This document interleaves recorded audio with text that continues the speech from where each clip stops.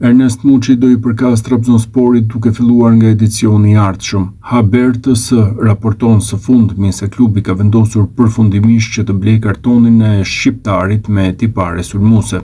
Trabzonspori do e paguajë me disa këste detyrimin ndaj Beshiktaşit, por kësti I parë që do të sjellë edhe zyrtarizimin e lëvizjes do të transferohet para përfundimit të sezonit. Për huazimin e Muçit kujtojmë se u derdhën 1 milion euro në arkën e Beshiktaşit. Nga fundi I nëntorit Muçi është kthyer në lojtarin më produktiv për ekipin e Fatih Tekke. Trajneri I Trabzonsporit ishte ai që këmbguli më tepër të drejtuesit për lojtarin e kombëtares shqiptare. Trabzonspori mund të zyrtarizojë blerjen e Muçit së shpejti. Kjo do të ishte dhe lëvizja e parë zyrtare për sezonin 2026-2027.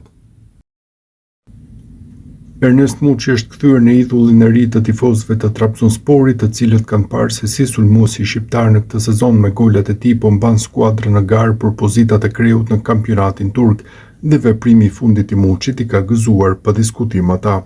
Në javët e kaluara kishte shumë diskutime se pse Muçi nuk ishte aktiv në rrjetet sociale që nga momenti kur ai kishte mbërritur te Trabzonspori. Tifozët e shihnin këtë si një sinjal se ai po mendonte largimin nga klubi gjatë verës për të rikthyer te Beshiktashi, por vetë Muçi duket se I ka qetësuar këto zëra. Futbollisti ka fshirë nga Instagrami pjesën më të madhe të postimeve që kishte në periudhën kur luante te Beshiktashi, ndërsa ka ndryshuar dhe profilin e tij duke vendosur një foto me fanellën e Trabzonsporit. Në një ristrukturim I vogël, por që ka bërë të lumtur tifozët e Trabzonsporit, të cilët tani thjesht shpresojnë që ai të vazhdojë të ruajë formën e shkëlqyer që ka treguar në 2 muajt e fundit. Ernest Muçi mbetet një çështje mjaft e rëndësishme te Trabzonspori. Klubi turk është bindur nga aftësitë e mesfushorit me tipare sulmuese që u huazua për 1 milion euro nga Beshiktashi. Trabzonspori gëzon të drejtën e blerjes, megjithatë deri tani drejtuesit po përpiqen të ulin shumën në fjalë sipas raportimeve në Turqi. Janë plot 8.5 milion euro që duhet të paguhen nga Trabzoni për të zotëruar kartonin e shqiptarit. Te Beshiktashi ndërkohë nuk po e mendojnë as pak që të negociojnë shifrën e shitjes, kjo pasi Muçi po shkëlqen prej 3 muajsh duke qenë lojtari më produktiv. Trajneri Fatih Tekke dhe drejtuesit dukshëm janë bindur nga performancat e Muçit.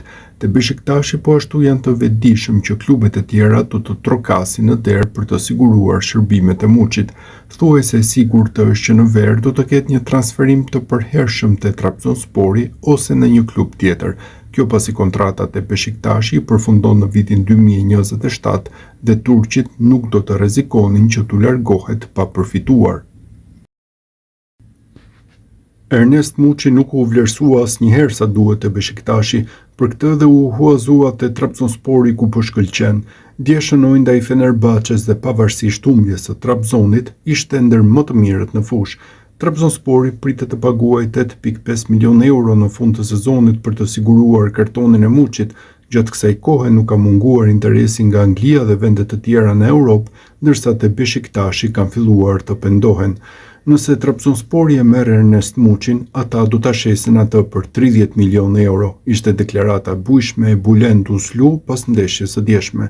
Uslu është një tifoz I Beshiktaşit dhe komentator I njohur sportiv në Turqi, jo vetëm kaq, pasi është dhe antar I klubit duke pasur të drejtë vote në asamble dhe angazhohet me çështjet e klubit, edhe pse nuk është pjesë e stafit drejtues apo menaxherial të ekipit.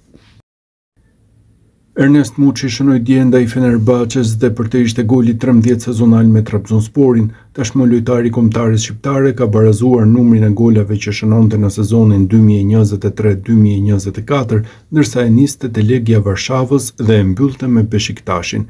Goli I tij erdhi që në minutën e 6. Ky ndërkohë është dhe një rekord për këtë sezon te Trabzonspori, pasi rezulton goli më I shpejt.